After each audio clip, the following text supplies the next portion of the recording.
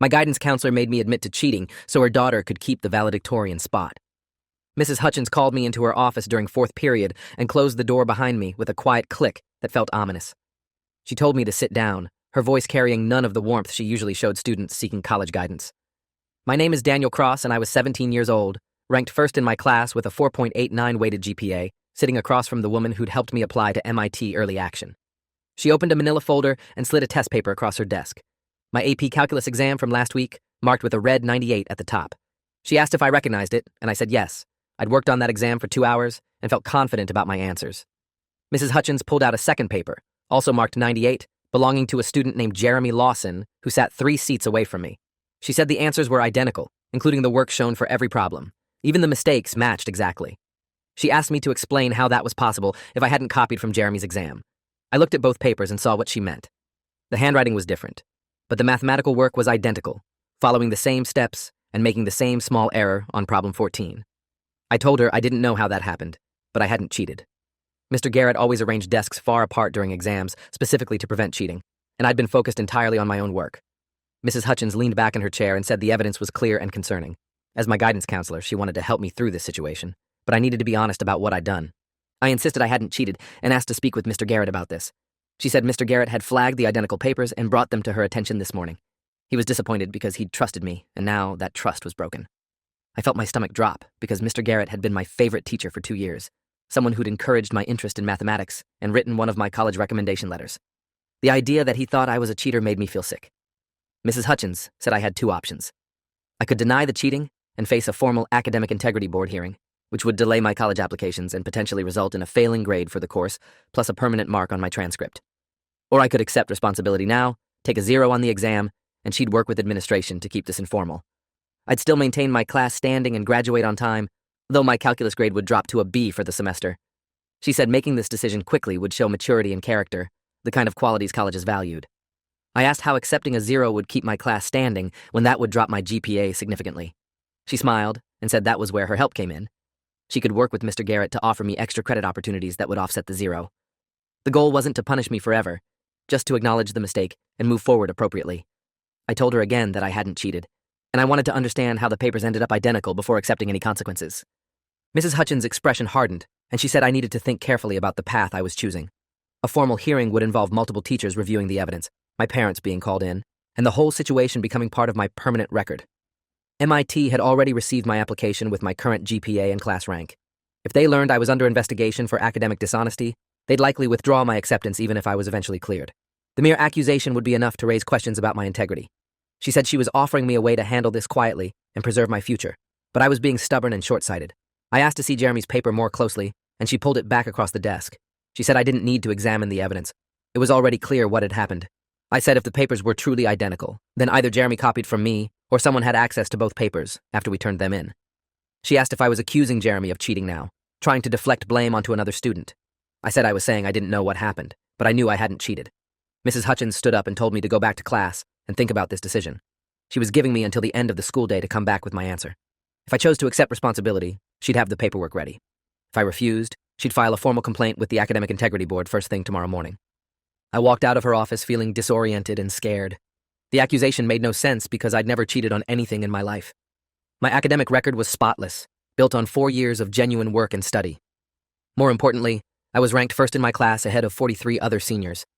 The person ranked second was Rebecca Hutchins, Mrs. Hutchins' daughter, sitting at 4.87 GPA compared to my 4.89. Rebecca and I had been competing for valedictorian since freshman year, trading the top spot back and forth until this semester when I'd pulled ahead.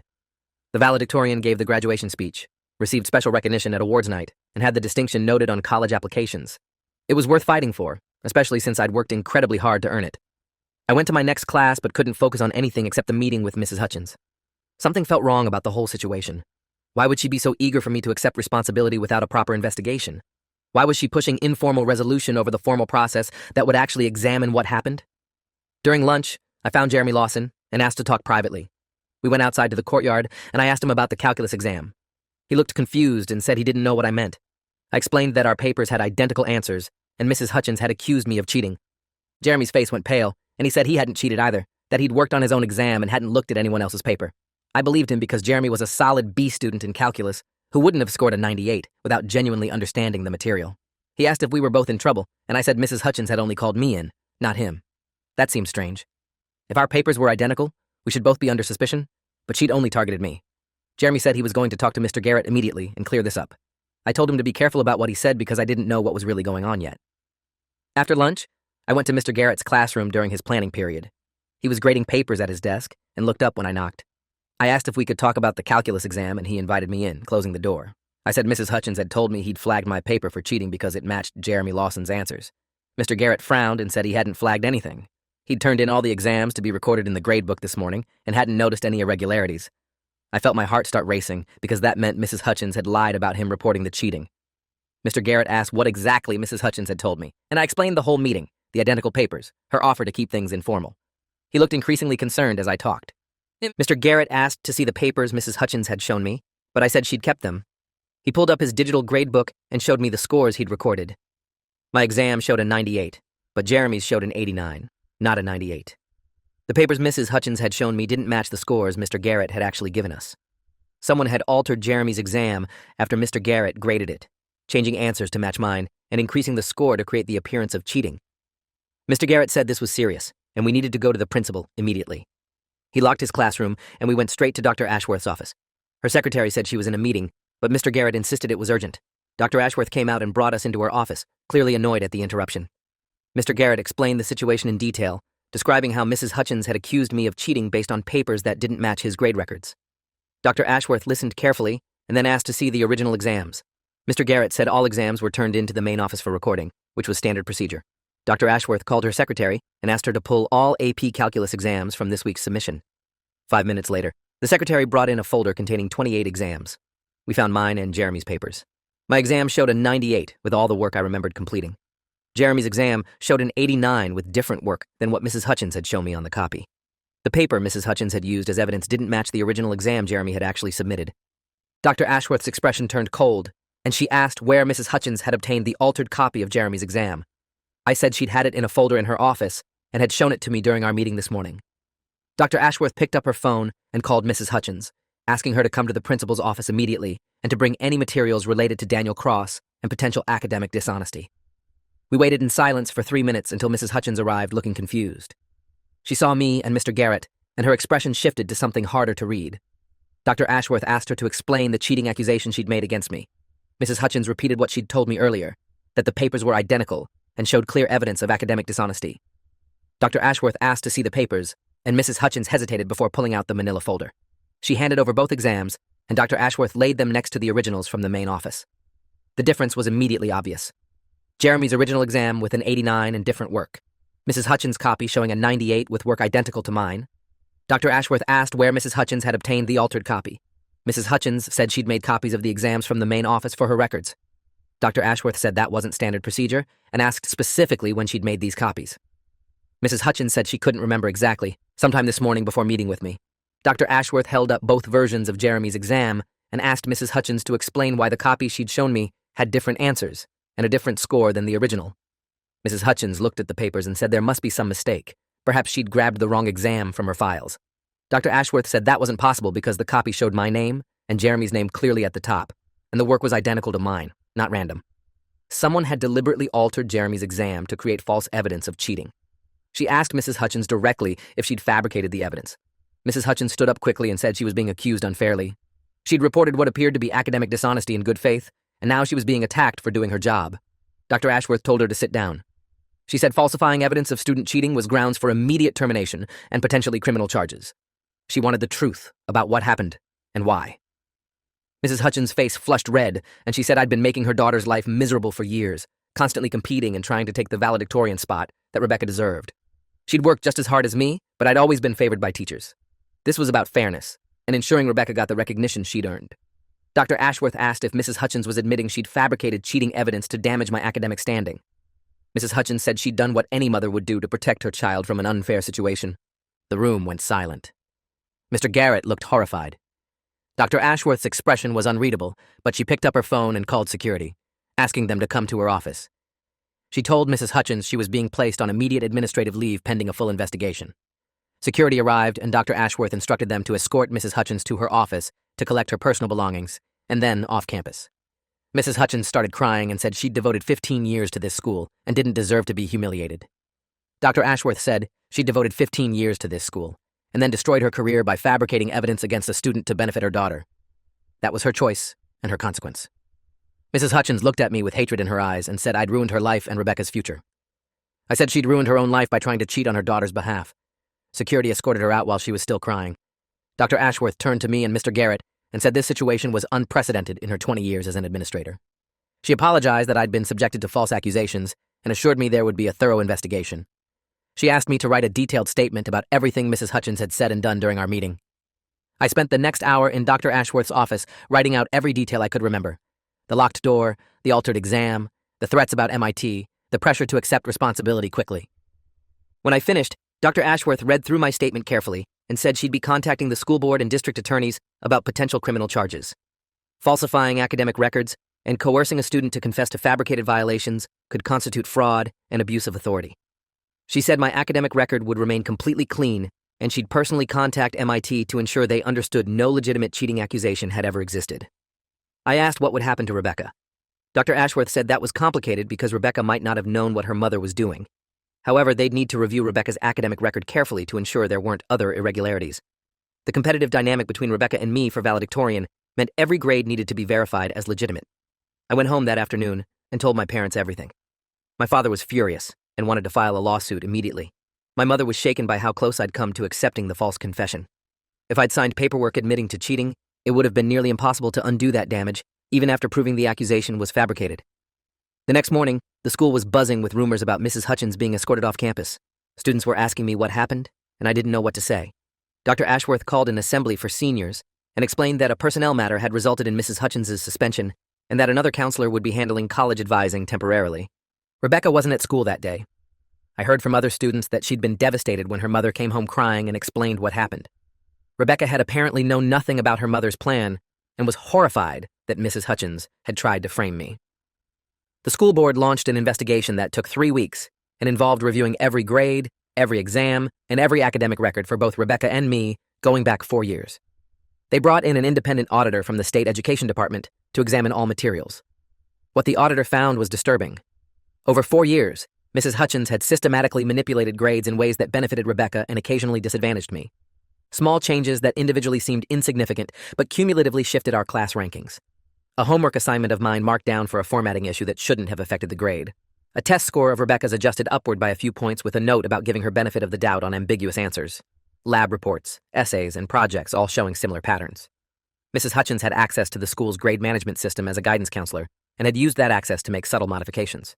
The changes were sophisticated enough that individual teachers hadn't noticed because they appeared minor, but aggregated over 4 years, they'd artificially inflated Rebecca's GPA by approximately 0.04 points and deflated mine by roughly 0.03 points. When all grades were corrected to reflect what teachers had actually assigned, my GPA increased to 4.92 and Rebecca's dropped to 4.83. The gap between us widened from 0.02 to 0.09, making it mathematically impossible for Rebecca to catch me before graduation. More significantly, the audit revealed that Rebecca's grades in 3 AP courses had been modified after she'd received them, meaning her course performance wasn't as strong as her transcript suggested. The auditor's report was damning. It described systematic grade manipulation over multiple years, falsification of academic records, and abuse of administrative access to benefit a family member.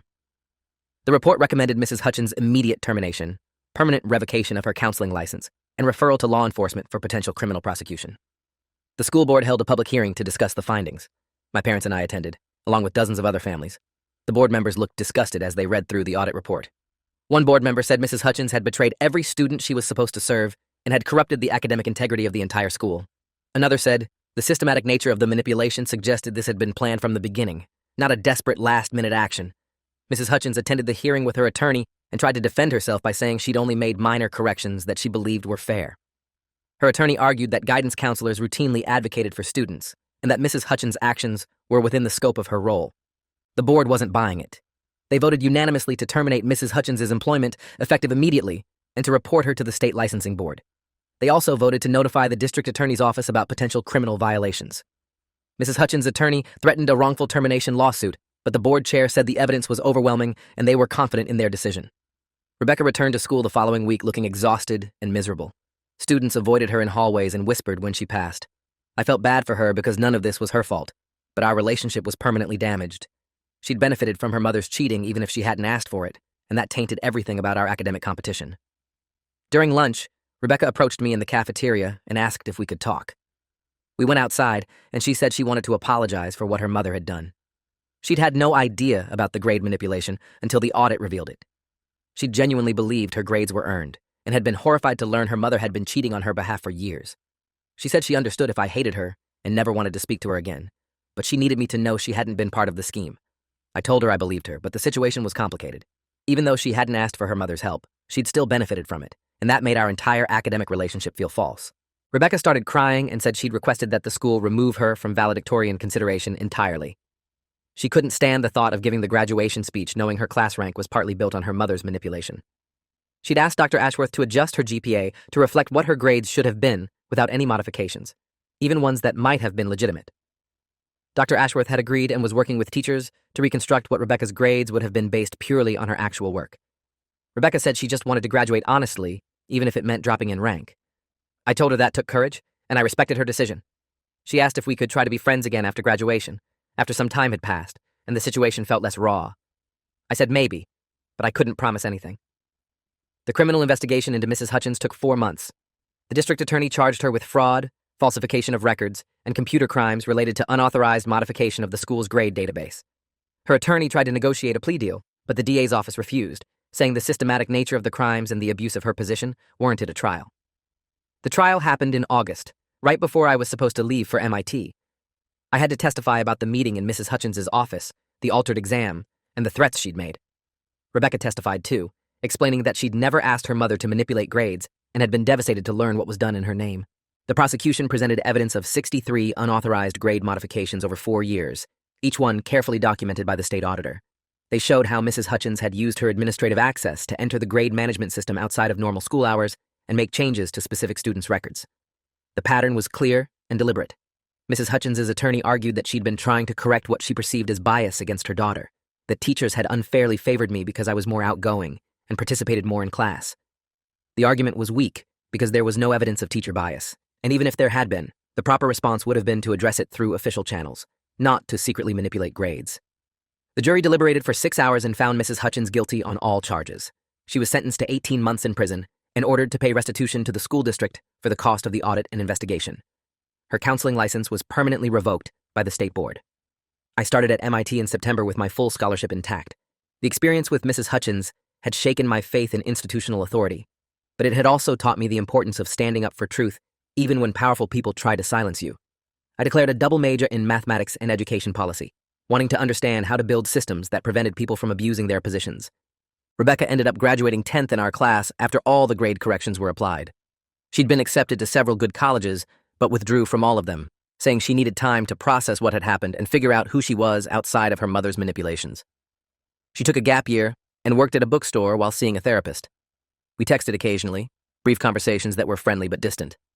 During my sophomore year at MIT, I took a class on educational ethics that focused on preventing academic fraud and protecting student rights. The professor used Mrs. Hutchins' case as an example of how guidance counselors could abuse their access to student records. Hearing my own story discussed in academic terms was strange, but also validating.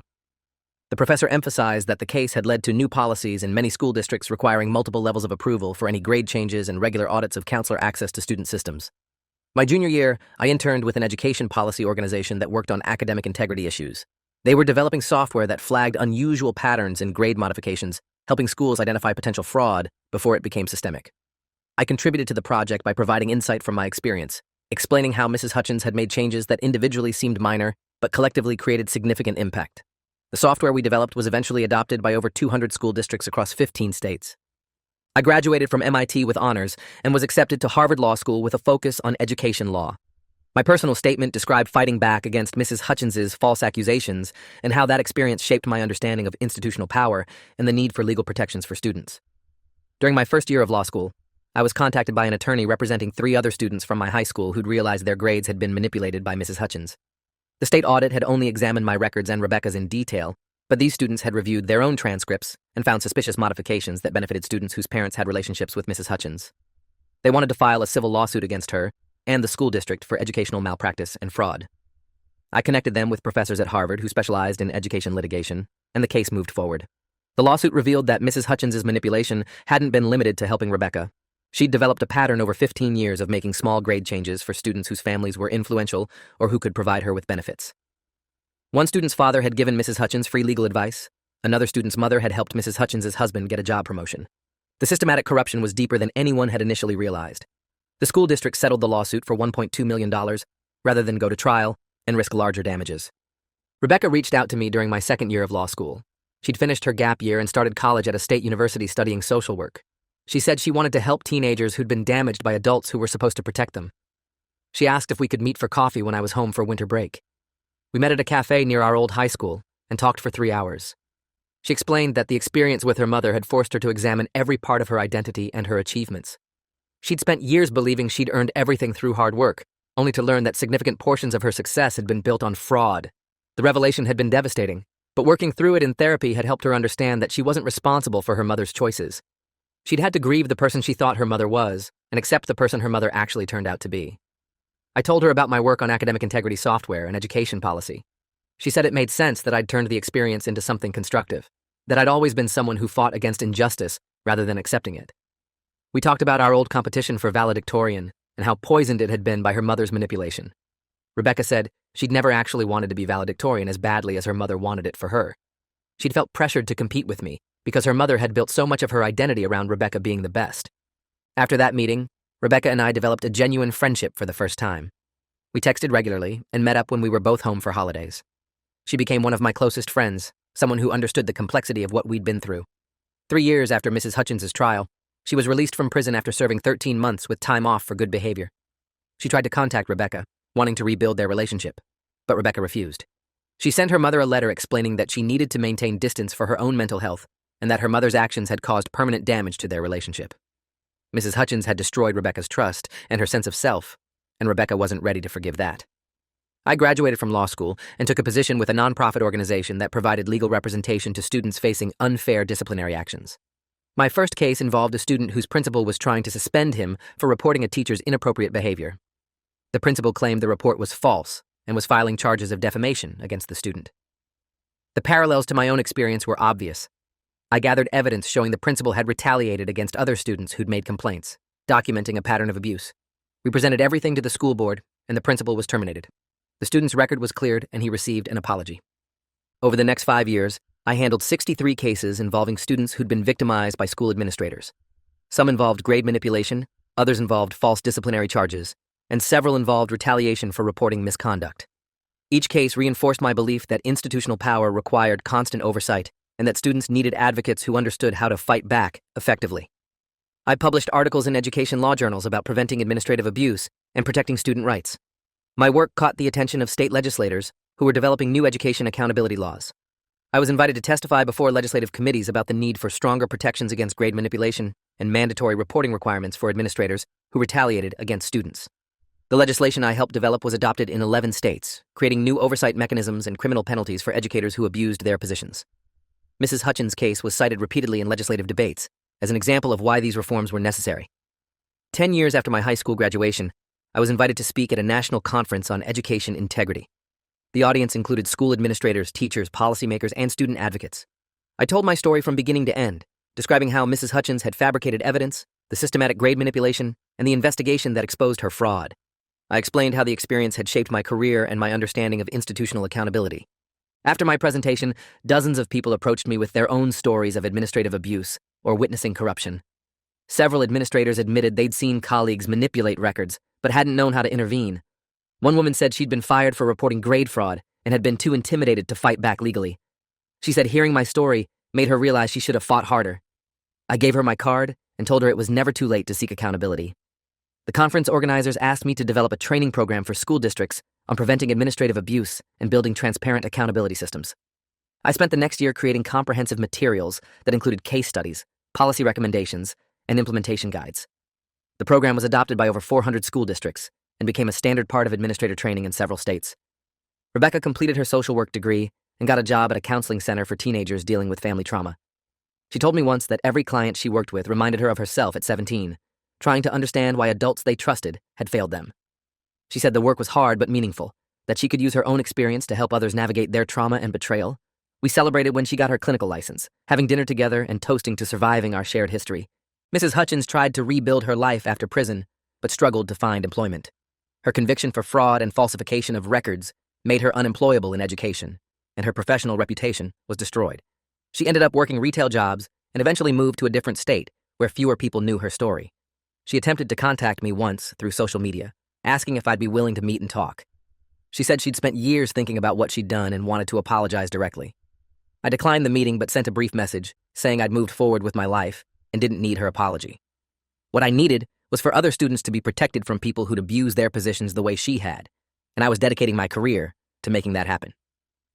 15 years after she tried to force me to confess to fabricated cheating, I stood in front of a Senate Education Committee advocating for federal legislation on academic integrity and student rights. The proposed law would create national standards for grade management systems, require regular audits of administrator access to student records, and establish penalties for educators who manipulated grades or falsified academic records. During my testimony, I described Mrs. Hutchins' systematic fraud and the impact it had on me, Rebecca, and other students. I explained how stronger oversight and accountability mechanisms could prevent similar abuses. The committee members asked detailed questions about implementation and enforcement. The legislation passed 6 months later with bipartisan support, establishing the strongest federal protections for academic integrity in American history. The law was informally called the Cross-Hutchins Act, named after me and the case that had inspired it. Rebecca called me the day the law was signed and said her mother's attempt to destroy my future had instead led to protections for millions of students. 33 years old, partner at an education law firm, author of 2 books on student rights, I received an email from my old high school. They were renovating the guidance office and wanted to create a display honoring students who'd made significant contributions to education. They asked if I'd be willing to have my story included as an example of standing up for integrity in the face of institutional pressure.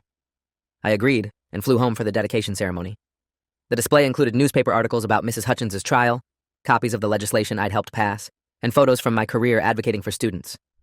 Dr. Ashworth, now retired, attended the ceremony and gave a speech about institutional accountability and the importance of listening to students who report misconduct. She said the school's failure to catch Mrs. Hutchins' manipulation earlier was a lesson in the need for better oversight systems. After the ceremony, I visited my old calculus classroom where Mr. Garrett was still teaching. He'd followed my career closely and said he was proud of everything I'd accomplished. He said the day we'd walked into Dr. Ashworth's office with those altered exams had been the moment he'd realized how vulnerable students were to administrative abuse. It had changed how he thought about his role as a teacher, making him more vigilant about protecting students from authority figures who might exploit them. We talked about Rebecca and how she'd built a career helping trauma survivors. Mr. Garrett said it was remarkable that we'd both turned our experience into meaningful work. That evening, Rebecca and I had dinner at the restaurant where we'd met for coffee years earlier. She'd recently gotten engaged to another social worker she'd met at her counseling center. She showed me pictures of the ring and talked about wedding plans. She said she'd never imagined at 17 that we'd end up being close friends, that the competition and her mother's manipulation had made genuine connections seem impossible. But surviving that experience together had created a bond that was stronger than the rivalry had ever been. I told her I was grateful for our friendship and proud of the work she was doing. She said the same, that watching me fight for students' rights had inspired her to fight for her clients' well-being. We toasted to surviving, to building careers on the ruins of what others had tried to destroy, and to the fact that justice, though slow, had eventually prevailed. Mrs. Hutchins died 6 years later from complications of diabetes. Rebecca didn't attend the funeral, but sent flowers with a card that said, "I forgive you, but I'll never forget." She told me later that the forgiveness wasn't for her mother. It was for herself, releasing the anger that had weighed on her for decades. 40 years old, arguing a Supreme Court case about student privacy rights, I thought about that meeting in Mrs. Hutchins' office when I was 17, and she'd tried to force me to confess to cheating I didn't commit. The locked door, the fabricated evidence, the threats to my future. That moment had defined my life's trajectory, transforming me from a student focused on academic achievement into an advocate determined to prevent others from experiencing similar abuse. The case I was arguing would establish whether school administrators could access student communications without warrant or notification. I stood before the justices and explained how unchecked administrative power could devastate student lives, citing Mrs. Hutchins' systematic fraud as evidence of why oversight mattered. The court ruled in favor of stronger student protections, limiting administrative access and requiring transparent procedures. Every victory felt like honoring the 17-year-old who'd refused to sign that false confession, who'd trusted his instincts over institutional pressure, who'd fought back when it would have been easier to accept defeat. Mrs. Hutchins tried to destroy my future to protect her daughter's class ranking. Instead, she created the advocate who'd spent his life ensuring no administrator could abuse their power that way again. Justice came slowly, comprehensively, and permanently, built on the foundation of one student's refusal to accept a lie, no matter the cost. If you enjoyed this, you'll definitely want to see the next ones too. So subscribe now and let me know your take in the comments.